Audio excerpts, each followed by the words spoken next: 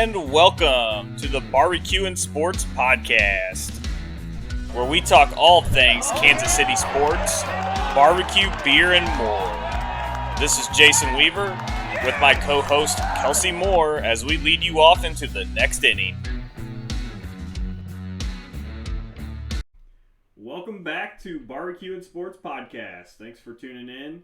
We're going to talk a little bit of the Chiefs-Washington game this last week, and we'll preview the Titans-Chiefs game coming up and a few other things going on in Kansas City. And, of course, as always, we will have our beer review. So, first off, the Chiefs-Washington football team game. Chiefs came off a victory this week, now 3-3. Game back in the division. They beat Washington 31-13. Kelsey, what's your takeaways from that game?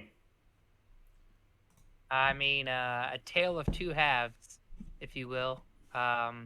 Pretty much what the Chiefs have been all year and what the Chiefs could be. First half was not pretty. Turned the ball over 3 times. Patrick Mahomes had maybe the worst interception of his career. Goes into the locker room. On the way to the locker room, they show a shot of Patrick Mahomes running up to Andy Reid, and before he goes into the locker room, he just runs up and says something real quick.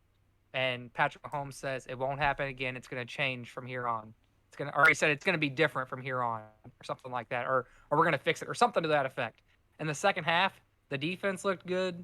The offense didn't turn the ball over. The thing that worries me, there's a lot of people talking about how we were 21-0 in the second half. And Washington, coming into this season, everyone thought their defense was going to be really good and their offense was going to be dog water. It's actually been the opposite. The offense has played fairly well. The offense has actually put up points and moved the ball against pretty much everyone they've played. The defense has been terrible. Now, the defense has improved the last couple games, but the thing that worries me is Spags' defenses, even when we won the Super Bowl, kind of feast on these young quarterbacks when he can switch things up on them. And I think that's maybe what we saw in that second half that everyone's getting really excited about because we shut out Washington, who's actually moved the ball pretty well. I think I want to see more what he's going to do against a more experienced quarterback because we've seen all year the Chiefs' defense has been dog water. And I don't expect them to be as good as they were against Washington in the second half. But the thing is, the Chiefs' defense doesn't have to be that good. If the offense doesn't turn the ball over, the defense just has to be like the 18th ranked defense instead of the 32nd ranked defense. Like if the defense can get in that 20 range instead of the 30, 32 range, and this offense doesn't turn the ball over, they're as dangerous as they've ever been. I mean, we have some hope to build off of. I just don't want everyone. This weekend against Tennessee will show us more of, are we actually back on the right track, or did we just beat the Washington football team? Yeah, I mean, you touched on it. First half was bad. I mean, we were losing. It was 13-10 going into halftime, and against Washington football team, that was pretty sad. I think you missed a couple things. Mahomes, after he threw that pick, I guess some players came up to him and told him to keep being him. They wanted him to keep being him. Wanted him to keep trying to make those plays. So that's good. I mean, he talked about that in the press conference after having the support of his team and how nice that was.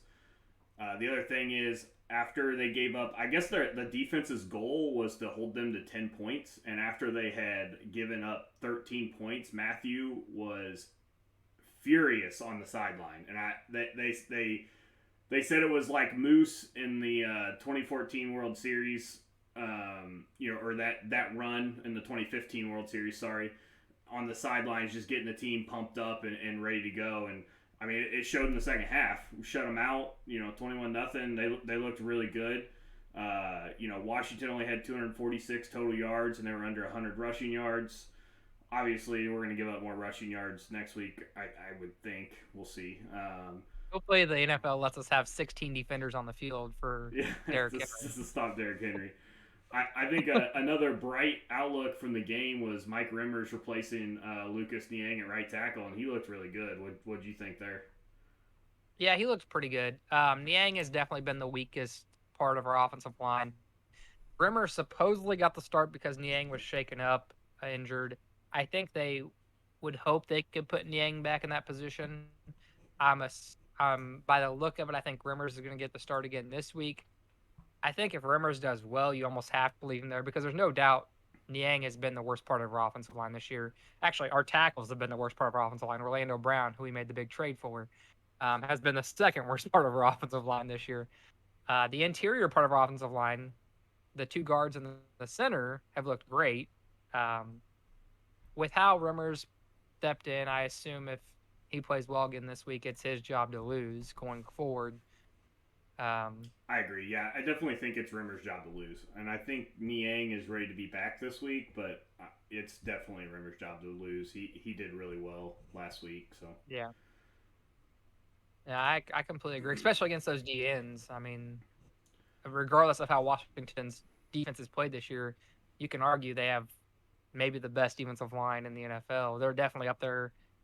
Cleveland has a good D line too. I mean, there's some other teams up there, but Washington's definitely in that conversation, if nothing else. And for the most part, Mahomes was kept pretty clean for most of that game. I think we've mentioned Daniel Sorensen every week, and I think we got to bring him up again. He was not starting in this game, which led to Nick Bolton leading the team in tackles this week. Good or bad, I guess, because Sorensen was getting tackles, but missing a lot too. Defense definitely looked a lot better with him out. Bolton now leads all rookie linebackers for tackles right now, so that's another big bright spot too. I think I mentioned on here a few weeks ago. I think it was I think it was after the Buffalo game. So I guess that was last week, right? Yeah, Yeah, I think it was after the Buffalo game that Bolton has been the best player in our defense the couple weeks before that. Nick Bolton has looked good. He's definitely been a bright spot. The only thing that stinks about Nick Bolton is, and this has become a theme in the Chiefs defense, which is why we still have Ben Neiman as our dime linebacker on third downs. Nick Bolton's another guy who I don't think is a three down linebacker. I don't think he's quick enough to play that position. Hopefully, when Willie Gay is healthy, I think he's good. I think he can be the third three down linebacker. He the third down linebacker he can take in for Ben Neiman. Gay's played a few snaps the last couple weeks. They've been working him back in.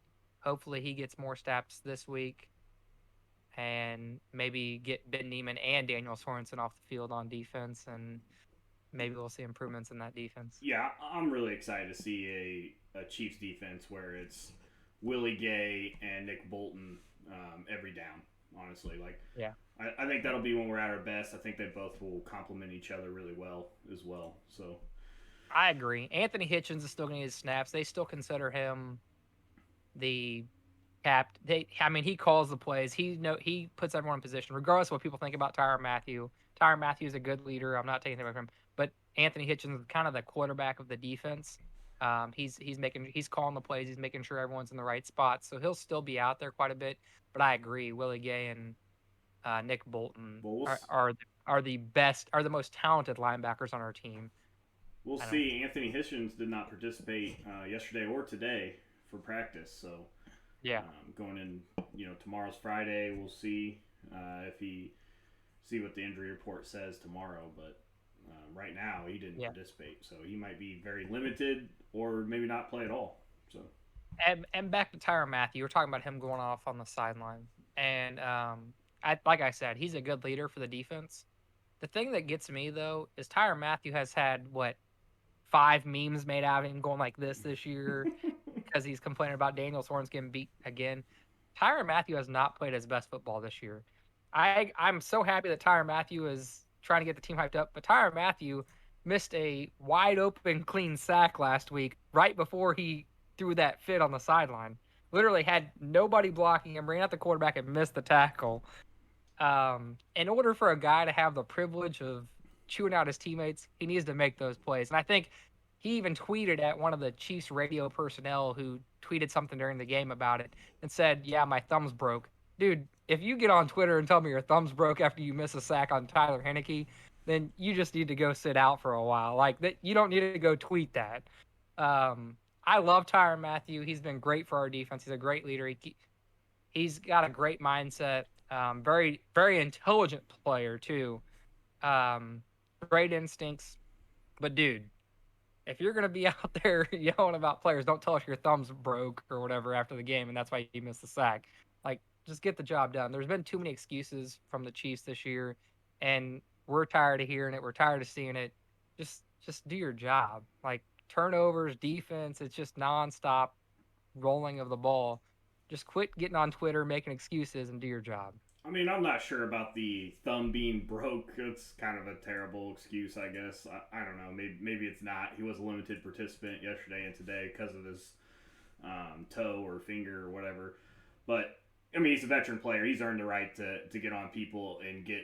I mean, he's definitely a leader, you know, and he's a veteran player that's very established in the NFL, and I think the players respect him, regardless of if he's having a bad season this year, or maybe just not up to par to typical Tyrann Mathieu. So I'm okay with him getting onto the players and getting after it. I mean, it worked. So I mean, more. I hope it continues. You know, honestly, keep after him. Yeah, the only way this defense is going to get back to being decent though is if Tyrann Mathieu and Chris Jones are making big plays, and part of that might be Chris Jones getting back to the D tackle position. I don't know, maybe well, he's starting back at D tackle this week, right? Yeah, that's what they're saying. I think everybody. I mean, I'm happy to see that personally. And Wharton had that one-handed interception, so maybe we should just put him at DN full time. Did you hear him talking about that? No, he was one of the guys at the press conference that talked. They're like, "Was that your first interception of your career?" He's like, "Yeah, that was." Like, can you run us through that? He's like, "Well, we know he kind of keeps the ball low trajectory, so I was just trying to get up there and swat it down. But I got up there and it caught on the guy's helmet. So as soon as I could get two hands on it, I wasn't letting it go." And then he was like talking about how he got to run to the end zone and everyone was following him and he's never got to do that. He was hyped, man. It was good to hear. Just somebody that excited about it. And I think the defense, I really do think they're gonna. I don't want to take this like people will take this the wrong way. I don't think the Chiefs defense is gonna be a top 10 defense. I do think the defense is gonna get better though. I do not see the defense finishing as the 30th defense in the NFL. Well, it's hard and to the get offense worse. Isn't going to turn the, yeah. It's hard to get worse. And the offense isn't going to turn the ball over 35 times, like we've said. It's been very frustrating. Anybody who knows me knows I'm a diehard Chiefs fan, and it's been very frustrating this season watching this team play. But I think people need to it'll be okay. Like we're going to get there. I don't know when we're going to get there, but we will get back to being close to what we've seen. I don't want to say this is a turnaround moment or a turnaround game because obviously this next week's matchup is going to be tougher, I think, than most people thought. You know, week 2 now it's a lot tougher, I think, to most people in most people's eyes. But if we do win this week, I think we'll look back and say this Washington game, that second half, that was a turnaround moment. And that's going to lead to the success of the Chiefs in the rest of the season. But before we move on to the Week 2 matchup, there was a lot of rumors of us signing Whitney Merciless, but it looks like today he did sign with the Green Bay Packers. I was really looking forward to hopefully having him on our team. I know we don't have a lot of cap space, but I thought they would work out a deal to get him signed. So that's unfortunate. Yeah. I really wish we could have found a way to get Melvin Ingram or bring Justin Houston back. Oh, that would have been huge. Merciless at this point in his career is not as good as Ingram or Houston. That's fair. He probably would have been a third down pass rusher, kind of like Terrell Suggs was the year we won the Super Bowl. And that's probably what Houston or Ingram would have done for us as well. And I think both of them would have done it better. Obviously we didn't get Houston, we didn't get Ingram, so like, you know, last week we were talking about Whitney Merciless being available. I'm like, well, let's get him. I mean, what we gotta if you have the opportunity to make this defense better, no matter what, you need to go do it. I mean, is he better than Okafor? Is he better than Okafor? Especially the D line, the pass rush, man. It's brutal. The thing is, we've had average corners for the last 4 years. We don't spend a lot of money on our corners. That's well known. We have average guys out there. Bashaud Breeland, who looked formidable in Kansas City, looks terrible in Minnesota. In Kansas City, we've done a good job of making those guys look better because we've gotten to the quarterback. And this year we have not gotten to the quarterback. Actually, last year we didn't get to the quarterback either. It's the second year in a row that our pass rush has been terrible. And it makes our corners look worse. I mean, it makes every aspect of our defense look worse because this defense is built around getting to the quarterback, and when you can't do it, it makes the defense look very brutal, which we've seen all year. So, I don't want to, I want everybody to know, everybody that had given up on the Chiefs and said it was going to be a bad year. And look, it's still stretched. We're probably not going to finish first in the AFC, or, even the division might be a little tough at this point. But the AFC is wide open, folks. Wide open for anybody to take. I mean, the Titans Ravens. the Ravens Titans just only beat the one loss team Bills. now. Yep, the Ravens are 5-1. The Chargers, it's wide The open. thing that's really hurting us right now is we've already lost to the Ravens, the Bills, and the Chargers. Yeah. So we're pretty much 2 games behind the Chargers, 2 games behind the Bills, and 3 games behind the Ravens. And that's why I said it's going to be tough for us to overcome that, because we're obviously going to have to get a game up on everybody basically to secure that number 1 spot. So I mean, we don't have the tiebreaker right now with anybody. And the Browns, by the way, are now starting Chase Keenum next week, or this weekend. So you can just write them off as done probably for the season. I don't think they're gonna. What do you mean? They're destroying the Broncos right now, dude. Oh, they are. Well, okay, we're talking about the Broncos though. But Chase Keenum. Speaking of which, the Broncos might be they're up 10-0 with a minute to go in the first half. They've got the ball. I wouldn't say that quite destroying them, but it is Chase Keenum. Well, they were up 10-0 really their first 2 drives. Okay. The Broncos might be like one of the 5 worst teams in the NFL. They beat possibly the 3 worst teams in the NFL, and since then have looked like absolute. Oh man, it makes me talk about a team that their expectations before the season down here. After 3 games, they're up here, and then now they're back down here. It makes me so happy to see that, because everybody got so hyped. They're 3-0. They're the real deal. They're going to be competing, and they look like garbage.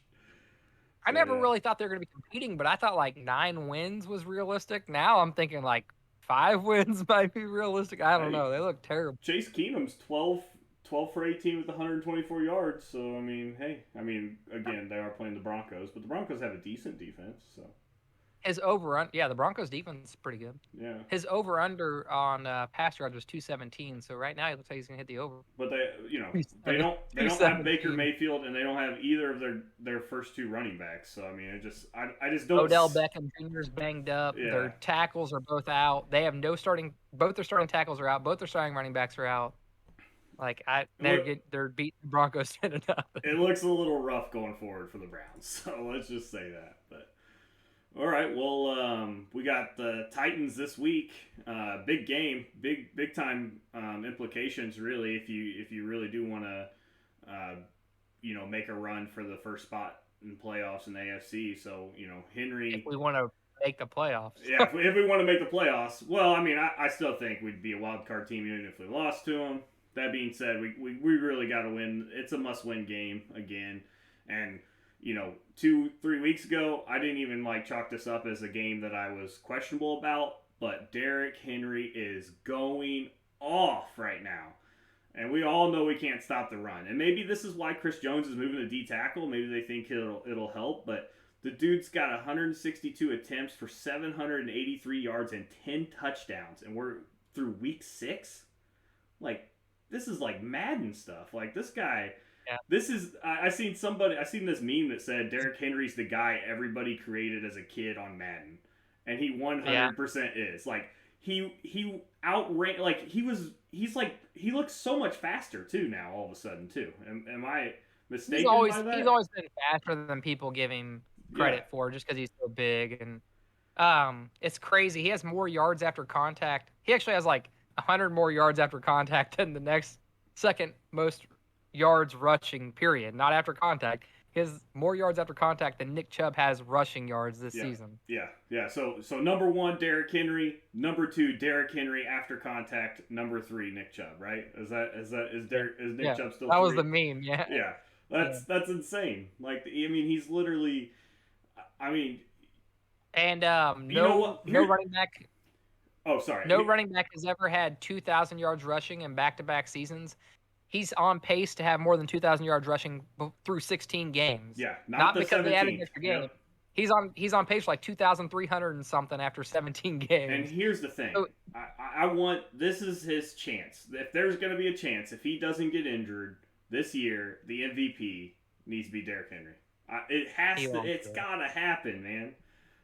He won't get it. It's The always NFL quarterback. I know is it's. gonna be I a know. quarterback. But maybe they can make a big run here, and after of course we beat them this week, then they'll win out, and maybe he'll win MVP. But Yeah. it's going to be a really tough game this week. I mean, I can't remember. I should have looked up the over under. Do you know what the over under is? I did have it, and I don't remember it. Hold on. I remember it was considerably low, honestly, and I'll just be honest. Like Yeah, I would have took over all day. it was low. Even considering, you think, okay, they're going to run the Both ball a lot. defenses are terrible. Yeah, they're going to run the ball a lot, right?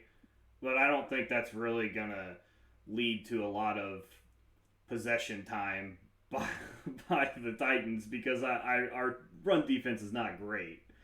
So, for sure. 57.5. Oh, 57.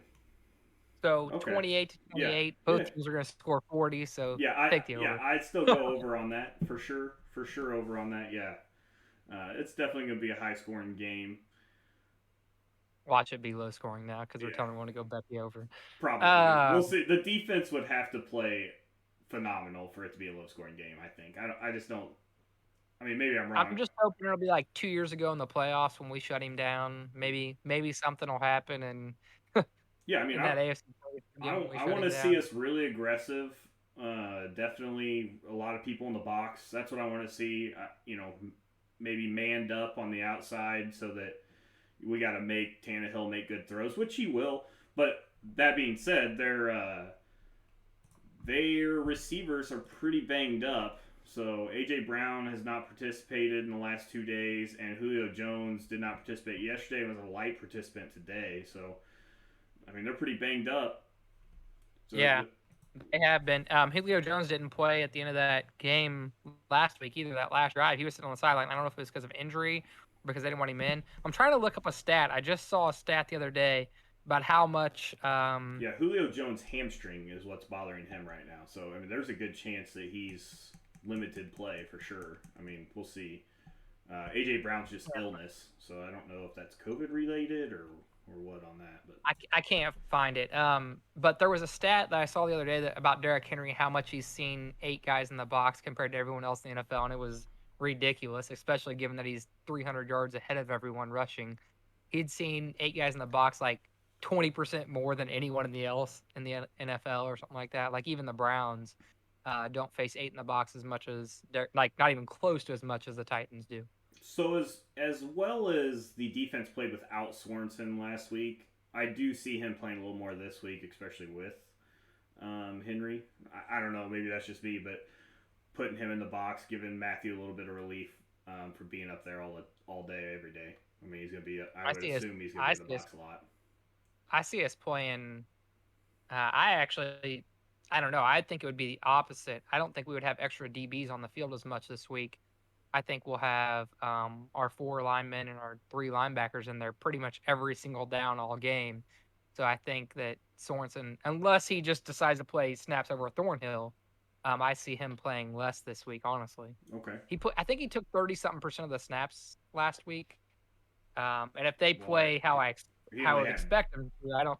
He only had 1 tackle last week, so he wasn't much of a factor. Yeah, so Sorensen still plays a lot of the third downs. That's why he took 30-some% of the snaps, because he's usually the DB we bring in on those third downs. When we only have 1 linebacker in the game on third downs, we usually bring in 1 safety and 1 corner. So Sorensen still plays a lot of third downs, but this week I would think it would go the opposite way. I think he would play less just because we'd keep our down linemen and our linebackers in the game more. I don't know though with Hitchens out, Yeah. if Hitchens doesn't play. Yeah, I mean, who knows? You might be right. I feel like in this situation you'd want him in more, but maybe I'm wrong. I mean, maybe you're right on that. So last week we kind of got blasted for not giving a prediction for the game. So what's your prediction for this week's game? Well, the Chiefs are 5.5-point favorites in Tennessee, which that kind of surprises me. I'm not gonna lie. Especially after the win they just had. Well, the thing is, I don't know. Before that when we were 4.5-point favorites. It actually moved to 5.5, And I think the reason why is because after them big wins, like that was a big win. That's a lot of energy, a lot of emotion put into that game. A lot of times teams have letdowns after that. And I think that's maybe what they're thinking because the spread actually grew after that win, which surprised a lot of people. I think we're gonna win. What was the score of the AFC Championship game 2 years ago? Oh man. I don't know if you noticed, but against the Bills, I predicted the score to be the score of the AFC Championship game. That bit me in the butt because we obviously got our butts kicked. So yeah, I mean, like I said, I mean, obviously, like you said, I would love to see him shut down Derrick Henry like we did last time. But the score of that game was 35-24. All right. Well, I see this one being more like 38-31. Okay. I was actually, so we're pretty close. I said we were going to go 38-35. So, yeah, I mean, I definitely don't think the 5.5 favorite thing is quite right, but I think it's a little closer game than that. I don't expect us to really stop them, honestly, especially with their run game. So we'll see. I just don't expect the offense to turn the ball over, and I don't think they can score as many points as we can. That's my thought press on it. That's what I talked about a little bit. The Titans' defense is not as bad as ours, but against the pass, they're the worst in the NFL. They're a terrible defense. Well, I said 2 weeks ago that I didn't think the turnovers were going to continue, and they sure have for the last 2 weeks. So, I mean, it's going to end eventually. It's going to end eventually. I'm just assuming that this week is the week it's going to end. We're going to turn the ball over, and we're going to get the dub. If Tyreek Hill could just catch the ball. Man, 2 passes went right through his hands to a defender. Man, I'll tell you what. It's killing me. It's killing me. I saw a stat that said all of his catches this year have happened with the guy like 2 yards off of him. Like no one's been within 2 yards of him when he's made his catches. Oh yeah, so which is understandable because he's so fast, but still that's insane. So I heard a stat that we have the least amount of contested passes. That means So we have the least amount of contested passes, but the most turnovers, and we're still top 5 in offense. Like, oh yeah, I think we're 3rd in points scored or something like that. It's a recipe that is about to explode. Like it's if insane. You look at the numbers, if you actually break down the statistics, if we stop turning the ball over, you are going to have a very difficult time stopping this Chiefs offense. So I just want to say, Patrick Mahomes is great. Tyreek Hill's great. Travis Kelce's great. I'm not taking anything away from these 3 guys. I'm tired of seeing people say stuff about Andy Reid on social media. Yeah, if somebody else thinks that Andy Reid needs to be fired, I'm gonna the reason why we have the least amount of contested passes is because of Andy Reid. He's an offensive genius. There is nobody else like Andy Reid. Yes, sometimes he does stuff that you're like, why did he do that? He took it a little bit too far. But that's because he is the smartest person in the room 95% of the time. Like, the dude is insanely smart. And the stuff he comes up with, like, I know the average football fan doesn't look at something and be like, man, that play was amazing. But the stuff that Andy Reid comes up with, other coaches don't come up with. Yeah, the Steelers are busy throwing the ball 2 yards every down, and we're getting guys open 15 yards downfield every play. Yeah, what are you blaming Andy Reid for? The turnovers are not his fault. He didn't tell the receivers not to catch the ball and deflect it to a defender. He didn't tell Mahomes to throw a duck ball 20 yards in the air and come right down to, no man's land. Like, it's not Andy Reid's fault this offense hasn't been playing well. Not at all. It's 100% on the players. The offensive statistics are still amazing. Yes, the like, offensive with statistics are still amazing. Going on. Like, everybody, with all the turnovers. These people are crazy out there thinking that Andy Reid is the best or second best coach in the league. Period. I guess they forgot about the time right before Andy Reid because that was miserable football in Kansas City. Yeah, we had a different coach like every year. Just awful. We actually won more games the first 4 years Andy Reid was here than we did the previous 8 years or something like that. Like, all right. right. Well, you ready to try this beer?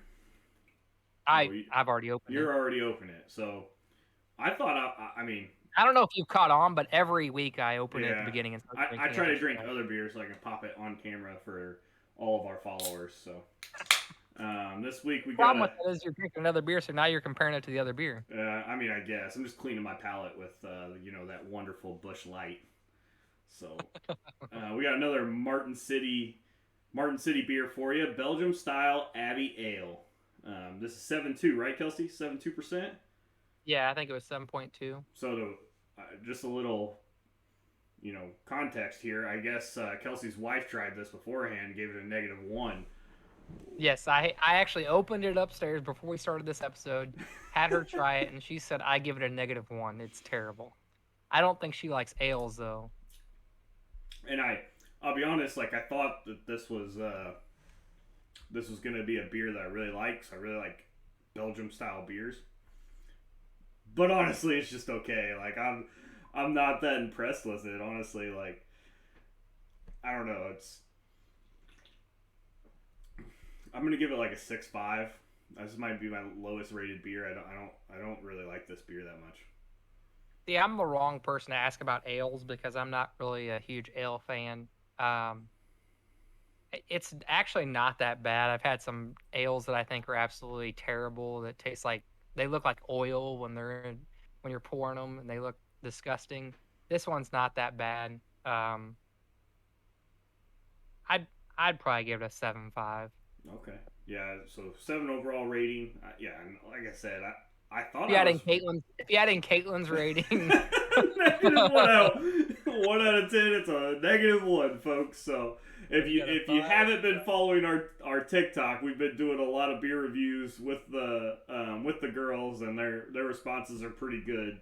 So yeah, it'd be a -1. 4.25 if you add in Caitlin's Okay, rating. 4.25 with Caitlin's rating. So she's not on camera, but go Caitlin. All right.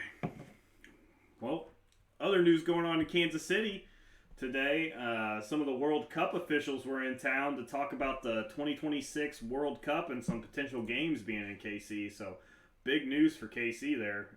Hopefully, I really hope they get it. I think it'll be great for Kansas City. It'll be great for soccer in Kansas City. Sporting KC is already it's pretty big here, honestly. Like, I mean, I know we haven't really been too big of a fans. You're showing your support today with that Sporting KC shirt. So I knew as soon as you got on camera that you were wanting to talk about the same thing I was wanting to talk about on this. So Yeah, honestly, and we don't really follow soccer that much. Not gonna sit here and act like we do. I enjoy soccer. I like soccer. I played it when I was really young growing up. Obviously, we didn't have it in school, but I like soccer. And we went to one Sporting KC game. Me and the wife did with a few friends. It was a lot of fun. The crowd at the Sporting KC game was pretty crazy, and it was a weeknight. They're entertaining. The crowd is hyped. The cauldron is crazy. Next time I get tickets, I'm gonna have to sit in the cauldron. But Kansas City is actually a pretty good soccer town. They have a good following for Sporting KC, and it would be good for the city. The NFL draft's going to be here in 2023. I was gonna mention that too. Gosh. This is crazy, man. We had the All-Star game in 16. Hold on. 15. So back up just a little bit though. Hold on. So we gave them the Kansas City. We gave the FIFA officials or whoever they were.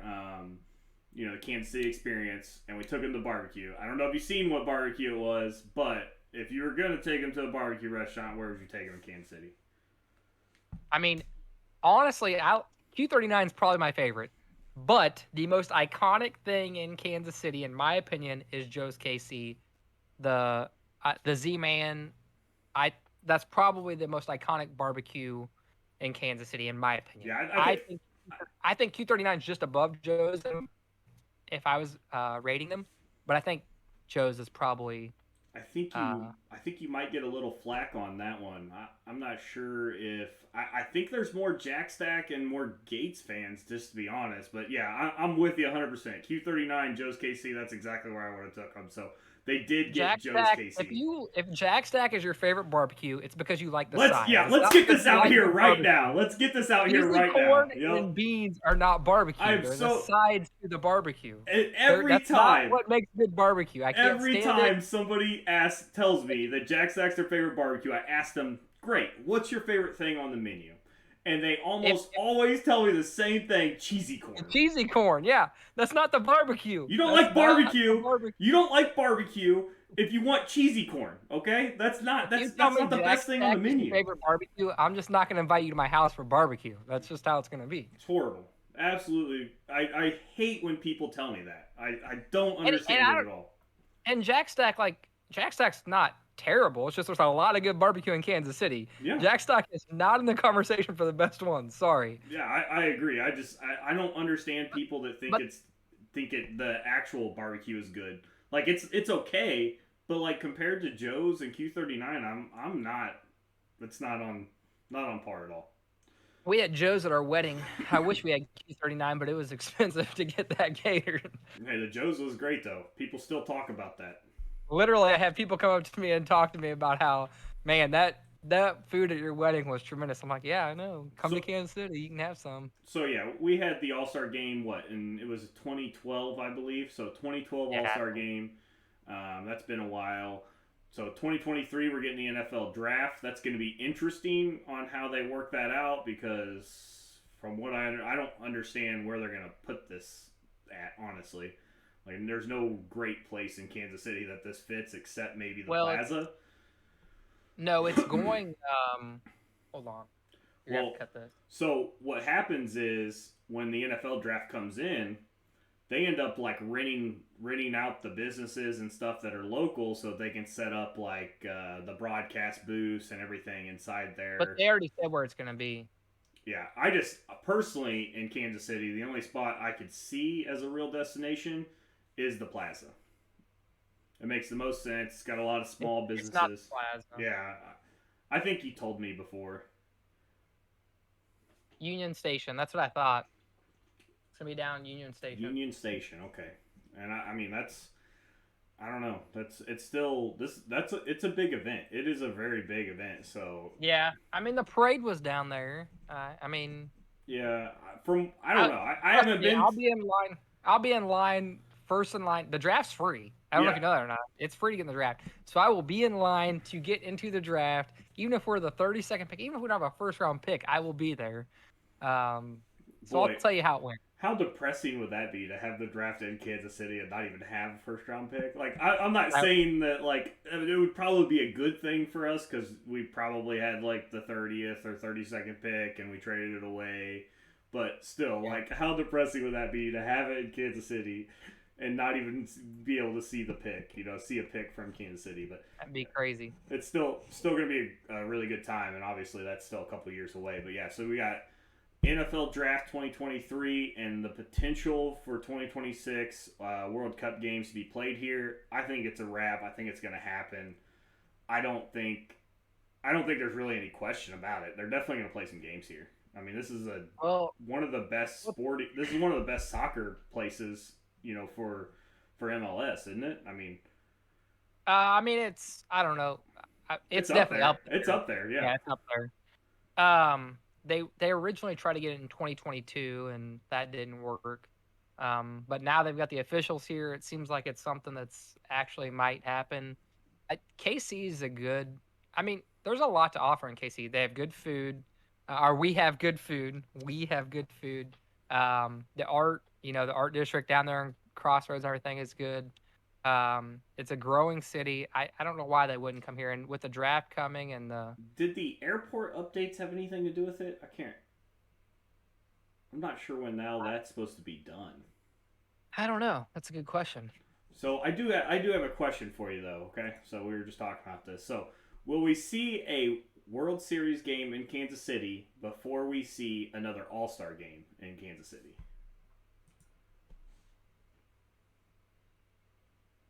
I mean, that's a tough question to answer. So we already know it's likely that the stadium will be downtown sometime 2030s, okay? So you're roughly 10 years. You got 10 years for the Royals to make it to the World Series before there's a new stadium, and obviously when there's a new stadium, they're probably going to have the All-Star game within a couple years of that. So we're saying World Series or All-Star game will be in Kansas City 2031, 32. I would probably say 32, 33. There's a lot of logistics stuff that's got to be worked out after the stadium's built and everything, but that would just be my assumption here. Hopefully, not everyone doesn't hate me for this, but probably not. Probably see not. An All-Star game before we see a World Series game. Hey, I want to be super optimistic and say yes, but the World Series is not easy to get to. It is not easy to get to. I mean, there's teams, and this is, Kansas City is not a perennial baseball town. Like, it's just not. They're not competing every year. It's not happening. The stars have to align. Things have to work out for Kansas City to be a contender, let alone a World Series contender. And there's teams that are contenders every year, like the Braves. The Braves are good every year. And when's the last time they made the World Series? Yeah. Like, the World Series isn't easy. Like, it's not something you just walk into. I know we all love 2016. It was a great time in Kansas. 2014 and 2015, yeah. 2014, 2015. It was a great time in Kansas City. But it's just, I don't know. Yeah, I mean, we know how long the time was between them, 85 to 2015. Yeah. I mean, that's 30 years. And Kansas City football is more competitive than baseball, and they went 50 years without making the Super Bowl. I would love for us to be a bigger market team where we could go out and spend a lot of money. But even some of, look at the Angels. I mean, they're look at the Dodgers. They spent all that money to get their butts kicked by the Braves in the NLCS. I mean, that being said, though, they're a playoff team every year. They have a chance every year. But look, the Angels have literally, two of the best players in baseball, and they can't even seem to ever even get close, it seems like, lately. I mean, they're horrible. And they pay a lot of money for players there. Yeah, they spend a lot of money. Their payroll's got to be close to 200. Yeah, I mean, I can tell you that in the off season they're a player every time, and they still can't put anything together. 153 million. That was 2019. I'm sorry, that's not this year. All right, here we go. So the Yankees spent 231 million for their 26-man roster this year. They were competitors. The Padres, who were competitors for most of the year and then fell apart, spent $197 million this year. They're third in the majors. They paid a lot to get a lot of people there. The Phillies, fifth in the majors. They were contenders for a short time, not most of the year. $167 million. The Cardinals, $172 million. Wow, the Cardinals way up there, huh? That's crazy. The Cardinals were actually fourth. I didn't have it sorted. Padres were third. Cardinals were fourth. Phillies fifth. White Sox sixth. We probably don't need to go through everybody here, but let's cover who's the World Series. Everybody who's who is in the ALCS and NLCS. Let's cover those guys. So you got the Red Sox versus the Astros. Where are the Red Sox and Astros? Man. Well, it wasn't that long ago. The Red Sox have cut a lot of payroll in the last couple of years. So the Red Sox are 8th, $159 million. Okay. The Astros are 11th, $120 million. And then you've got the Dodgers at $198 million. They're second only to the Yankees. And the Braves are 10th at $135 million. All right, and then let's just dig to the bottom of the barrel. Who's got the least payroll out there? I mean, the Rangers at $15 million. What? No way. I'm telling you, the Rangers' payroll is $15 million. The Orioles is $24 million. How is that possible? The Pirates is. Oh wait, hold on. They also, this is including buried cap. So I was just looking at their 26-man payroll. If you want to look at their total payroll, the Yankees are 231. The Dodgers are 198 still. The Red Sox are 138. The Astros are 120. The Braves are 136, and the Dodgers are 198. And then the Orioles are 24 million. The Rangers are 39 million. Pirates 41 million. Marlins 43 million. The Royals are at 21st at 76 million. Yeah, I knew the Royals were at. What in the heck? I just looked up the Rangers payroll, and none of this makes any sense. It like when you go to this is from Sport Track. It's showing that they're. I mean, they don't have. I'm on Spoke Yeah. Track too. So they're actually only 26-man roster is only 15.85 million, but they have 19 million retained and 3.6 million buried for a total of $39 million, and only 15 of it is in the roster. How is that even possible? So I was talking with some friends the other day about baseball and about how basically what I said was they were talking about how the Dodgers were spending all this money to not win a World Series. And I don't want this to come across the wrong way because Kansas City doesn't spend a lot of money. But I basically said you have the choice of spending money and winning or making a lot of money. Like that's what your owner's decision is. Now granted, in Kansas City, it's different than in LA because Kansas City doesn't have as much revenue for their baseball team as LA does. So you have to spend less if you want to make any money. To, And you have to find that balance to of where you want to. a little context with that, in 2015, the Royals were losing money if they didn't make the playoffs. So the Royals organization was going to lose money if they didn't make the playoffs. I mean, don't quote me on that, but I'm pretty sure that that's right. So yeah, I mean, we're not drawing tons of sales. We don't. I mean, look at the stadium. And part of the problem is, let's be honest, if you're like listening to this, part of the problem is people don't go to the games. Yeah, there you go. Like, I mean, that's the biggest issue is people don't go to the games. You want to make it better? Go to the game. Simple Everyone's complaining about ballsy. What's it called? Ball sports. Bally sports. Ball sports. Well, don't worry about ball sports. Go to the game. Yeah. Like, just go to the game and you'll be able to watch the game. And this is why they want to move the team downtown. They think it's going to draw a bigger crowd. I don't know, honestly. Like, I don't. Yeah, I'm not the right person to ask about that, to be honest. I don't think that's going to help. I really don't. I think that the fans that we do have that go to the game, they love the fact that you can pull into the parking lot and leave. Like, it's right there on the highway. It's super easy getting in and out of. We move this thing downtown, it's not going to be easy to get in and out of. And I don't think Kansas City's a baseball town, regardless if people want to admit it or not. I don't think it is. I mean, when we were winning, the Chiefs but that's the definition of not being a baseball town. Is you're only there when you're winning. Yeah. The Chiefs draw huge crowds. Sporting KC draws good crowds, and the Royals can't figure out how to draw good crowds. I mean, there's an outlier here. I agree. Yeah, I mean, I think people want to act like they're huge Royals fans, and like I said, I don't want to draw negative attention for saying this, but it's just the fact is the attendance. We're not as bad as Pittsburgh. Pittsburgh Pirates games are completely empty, but we're pretty close. Yeah, I mean, I'm obviously a big Royals fan. I was a even bigger fan before we won the World Series, and honestly, the new Royals fans, the new money fans, whatever you want to call them, fans, just really wore me out. I couldn't stand to sit next to them in the stands and listen to them talk about how great Ned Yost was when they had no idea the previous years with Ned Yost. It was like that everything had just been erased because they made it to the World Series. And I know your debate. You think Ned Yost was good because he won us the World Series. He was a terrible coach. He was a terrible manager. But here's the problem with your logic. The Royals hadn't won a World Series in 30 years. Yeah, we had a lot of great picks because of that. And he was a part of not winning for 30 years. How long has Ned Yost the manager of the Royals? Let me look this up real quick. Yeah, because I want to know too.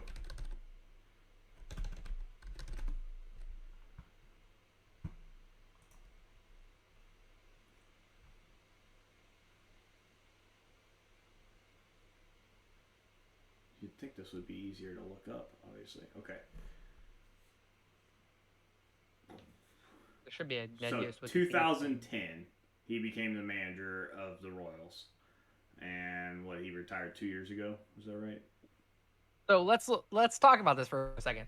2010, when he took over, he was the manager for 127 games. They won 55 of them.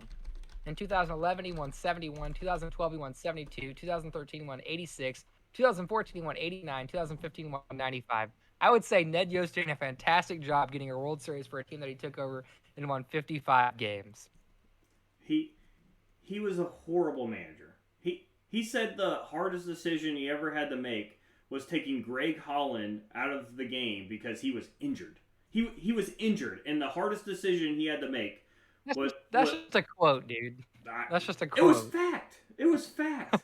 he couldn't manage a bullpen to save his life. He made the worst decisions I've ever seen. That's just my opinion, but everybody else. I know that's your. Everybody else loves the guy.